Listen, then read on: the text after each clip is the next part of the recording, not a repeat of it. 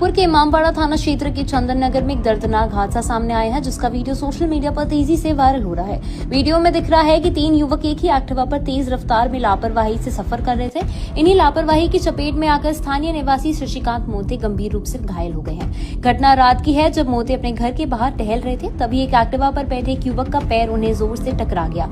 टक्कर इतनी तेज थी कि मोते सड़क पर ही गिर पड़े और उनकी हालत गंभीर रूप से घायल हो चुकी है। टक्कर मारने के बाद भी तीनों युवक भागने की कोशिश में आगे जाकर खुद गिर पड़े, लेकिन भीड़ जुड़ने से पहले ही फरार हो गए। जांच में सामने आया कि तीनों युवक आपस में दोस्त हैं, जिनमें से एक नाबालिग भी है। रेशमबाग में पार्टी कर लौटते समय उनकी एक्टिवा पहले भी दुर्घटना का शिकार हो चुकी थी, जिससे ड्राइवर की टांग पहले से ही घायल थी। इसी कारण से उसका पैर बाहर था और मोती से टक्कर हो गई। मोती की हालत फिलहाल अभी गंभीर है और वो मेडिकल हॉस्पिटल में भर्ती है। पुलिस बयान का इंतजार कर रही है और FIR प्रक्रिया जांच पूरी होने के बाद होगी।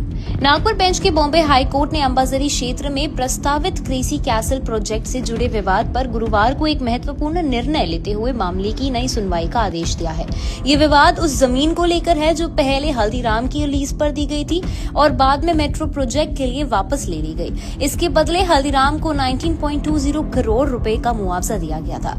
याचिकाकर्ता संदीप अग्रवाल ने सवाल उठाया कि ये मुआवजा किस आधार पर दिया गया है, क्योंकि जिस एग्जीक्यूटिव कमेटी की रिपोर्ट पर निर्णय आधारित बताया गया था, वो रिपोर्ट RTI जवाब के अनुसार मौजूद ही नहीं है। उन्होंने तर्क दिया कि NIT और हल्दीराम के बीच 16 साल की लीज को समय से पहले समाप्त किया गया और मुआवजे देने की प्रक्रिया में पारदर्शिता नहीं बरती गई।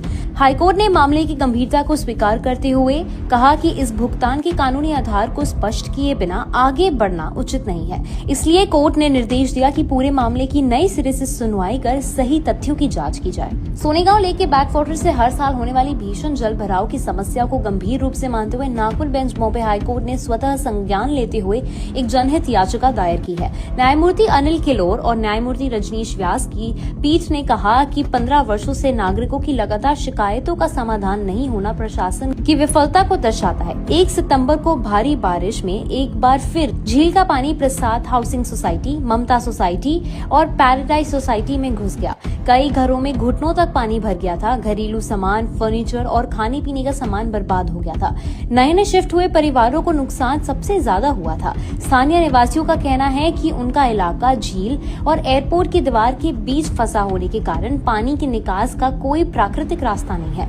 उन्होंने लंबे समय से अतिरिक्त पानी का ड्रेनेज लाइन में ले जाने के लिए चैनल बनाने की मांग की थी, जिसे अनदेखा बार बार किया जा रहा था। हाईकोर्ट ने अधिवक्ता संदीप मराठे को अमाइकस क्यूरी